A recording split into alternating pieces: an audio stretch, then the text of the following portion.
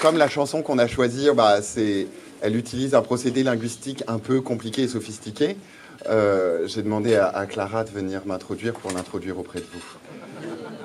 T'es belle en plus. Non, parce que d'habitude, c'est moi qui fais le corps, c'est elle qui fait le cerveau, mais... Je vous demande de faire un triomphe à Clara Brightman.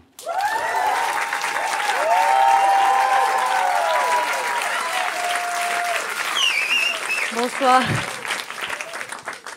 Ça fait toujours plaisir une petite présentation comme ça. Je suis pas qu'un cerveau, d'accord?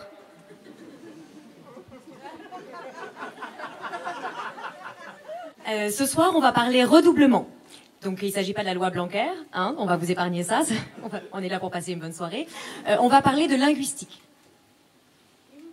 Voilà, donc cachez votre enthousiasme. Hein. En linguistique, un redoublement ou une réduplication, c'est un procédé morphologique qui vise à exprimer un trait grammatical, voire à créer un mot nouveau par la répétition complète ou partielle d'un mot ou d'un de ses morphèmes. Donc il y en a des occurrences dans les systèmes verbal, nominal, pronominal, et ce dans plein de langues autour du monde, en grec, en latin, en sanskrit, en mandarin, bref, un peu partout. Mais ce qui nous intéresse aujourd'hui particulièrement, c'est... Sortez vos cahiers. Je vois. C'est le redoublement expressif.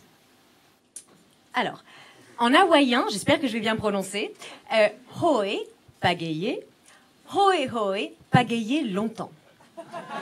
C'est génial. C'est absolument génial. Alors, sous nos latitudes, c'est surtout la marque du langage enfantin, hypocorrectique, imitatif, argotique ou des onomatopées. Ce qui a fait dire aux premiers explorateurs occidentaux, quand ils sont entrés en contact avec des langues qui faisaient un usage grammatical du redoublement, comme les langues austronésiennes par exemple, qu'ils étaient en contact avec des langues enfantines et simples. Petit point, je colonise, certes, mais après tout, je suis le centre du monde. Alors, soit dit en passant, les langues austronésiennes qui sont parlées à Madagascar, à Taïwan, dans les îles du Pacifique et en Asie du Sud-Est, il y en a 1268. Hein, voilà, c'est la deuxième langue de famille au monde, après les langues... indo-européennes. Nigéro-congolaises. Voilà, il ne faut pas confondre le nombril du monde et le sien.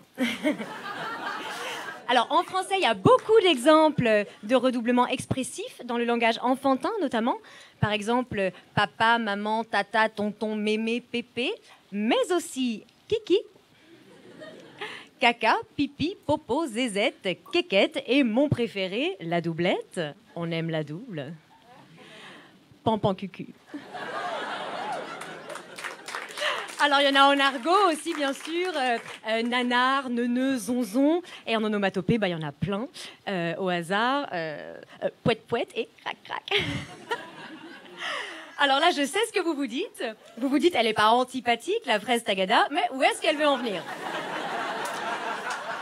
Eh bien, figure-toi que je suis en train subtilement de te préparer à écouter de façon optimisée le morceau qui vient. Si, mais pas tout de suite. Parce que le redoublement expressif qui nous intéresse véritablement ce soir, c'est le redoublement en shm reduplication en anglais.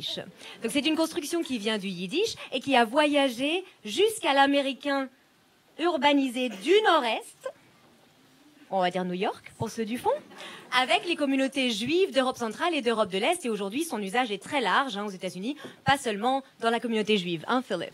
You will agree. I knew you would. Et je parle donc sous le contrôle de Philip. C'est souvent la marque de l'ironie, du sarcasme, de la dérision, du scepticisme, voire carrément du manque d'intérêt total pour l'objet du mot qu'on est en train de transformer. Ça va? Tout le monde suit? Oui, on va illustrer quand même. Hein. Il y en a qui suivent mieux les livres quand il y a des images. Baby, schmaybe. Oh, poor baby schmaybe. Ironie. Okay. Brexit, schmexit. Is there ever going to be a date for Brexit, schmexit? Scepticisme. Mink, du vison, schmink. Et c'est le titre de la chanson qui vient.